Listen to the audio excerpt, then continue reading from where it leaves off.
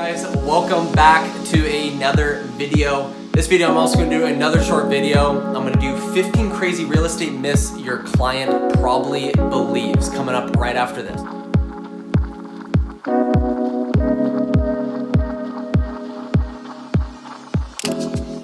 Welcome back to the channel that's all about real estate. If this is your first time tuning in my YouTube channel, welcome. My name is Alex and I post videos 3 times a week, every Monday, Wednesday, Friday. So if you haven't already, hit that subscribe button. And if you get any value out of this video, smash that like button as well so more people can view these videos and educate more people, which is my main goal with this YouTube channel. All right. Now on to 15 crazy real estate myths your clients probably believe. Let's pull it up on the screen. Number one. Number one is real estate agents get paid a salary. It makes me laugh. I get this, I get this all the time. People are so confused with how we get paid. This is totally false. 100% commission based. If I do not sell a house in a year, okay, people don't understand this, I make $0, right? But also the upside can be tremendous, right? You can make $100, $200, $300, $400, $500,000 in a year, and the next year you can make $20,000. So this is something people need to understand, right? People, in your close circle, right? If you're, close to someone, right? You only get paid if they use you and you go all the way through that transaction and sell the house. All right, so there you guys have it. Number two. Number two is the agent keeps all of the commission. This is also false. If you are a selling agent, okay, and you get 3% on the deal, okay, what's gonna happen is, first off, I work for a brokerage, right? So when I sell a house, that money goes to the brokerage and then they disperse the money to me. And I have a cap and I have a split that I have to pay until I keep 100% of my commission.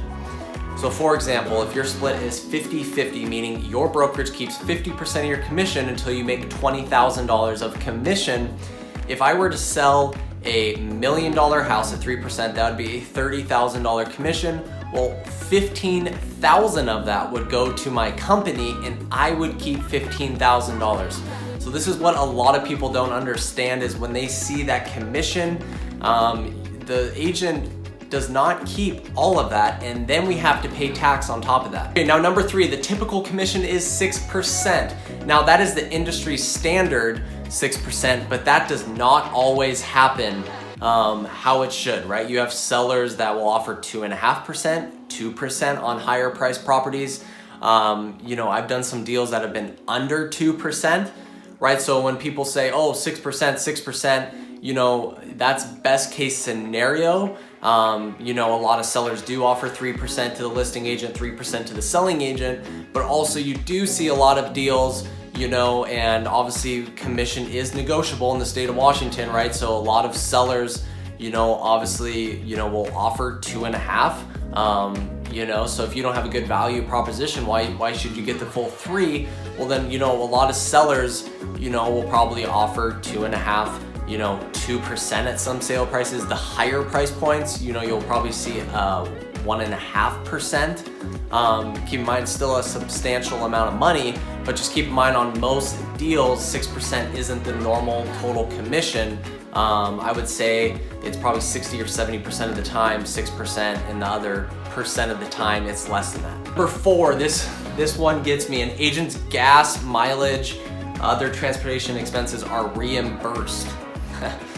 So for example, if I'm driving a client around all day, I drive all the way down 40 minutes to meet a client to show a property and they don't show up, they totally off the grid, I can't reach them. All that expense is on me. Now keep in mind, self-employed people, we get more tax deductions than a W-2 employee, but still, we're spending all that money on gas. And this leads into marketing. So marketing a property, normally staging it, marketing, this is all on the agent, right? This can be thousands and thousands and thousands of dollars, and you might not even sell the house if it's not priced correctly, right? So we're taking all the risk, to put your seller's house out there on the market and to advertise it and to market it. 5 is a home passes or fails an inspection. Now, First off, this is totally false, right? An inspector doesn't say pass or fail to a house. An inspector will simply lay out the things that needs to be fixed on the inspection, and then it goes back into negotiation between the buyer and seller to see if the buyer can get a credit for closing costs, a reduction in purchase price. Will the seller fix some of the things on their own dime?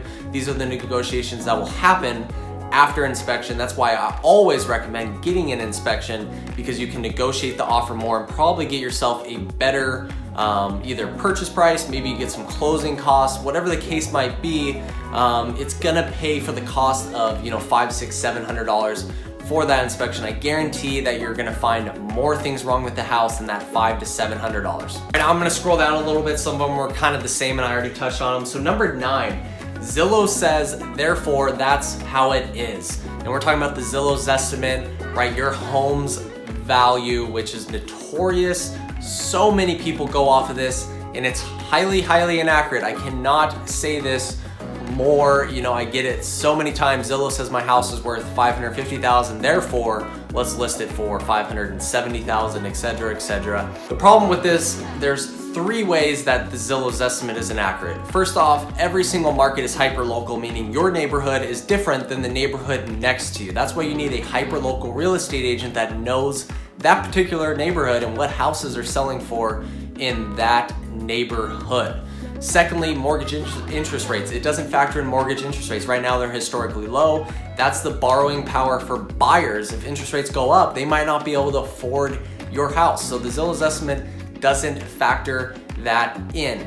Also, the Zillow's estimate can't see the inside of your house, right?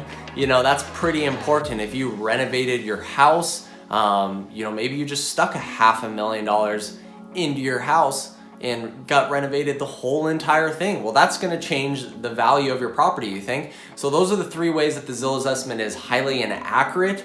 I would use it as like a baseline just to look at, to just be curious what it says compared to maybe the Redfin estimate or whatever. But by any means, before you list your property, you have to consult with a real estate agent that knows your area and your market. Okay, I'm gonna stop here. Let's do one more. Number 10, is it better to price a home on the high side, as the seller can always come down?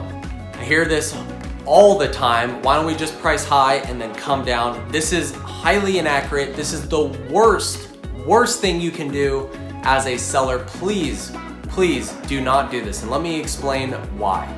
Let's say that your property comps out. There's comparable properties, right? I suggest we should list for $600,000. And you're like, why don't we just start at $640 and see what happens?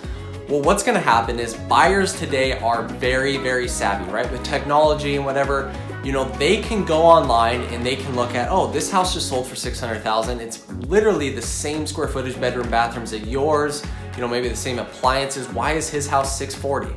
So what's gonna happen is obviously people are gonna think your house is overpriced because they're really smart. There's so much technology, you can't fool any buyers anymore, that they're gonna go out and they're gonna shop around at the other houses and they're gonna compare, okay? And they're probably gonna buy the other house. What's gonna happen is your house is gonna sit on the market for maybe 2-3 weeks, maybe close to a month, way overpriced. Okay, now the market is way past us. Now we need a price reduction that would be way more than if we just started a little bit under market value, brought in the most amount of buyers, and simply possibly got multiple offers for your property, which would push the price up from $600,000. We want to create a bidding war. We want the most amount of exposure for your property. And when you have an overpriced property, it's going to sit on the market for a long period of time, which only shows a buyer that simply, in their minds when they walk through it now, 30 days, 60 days on the market, what's wrong with this property? Why is it not selling?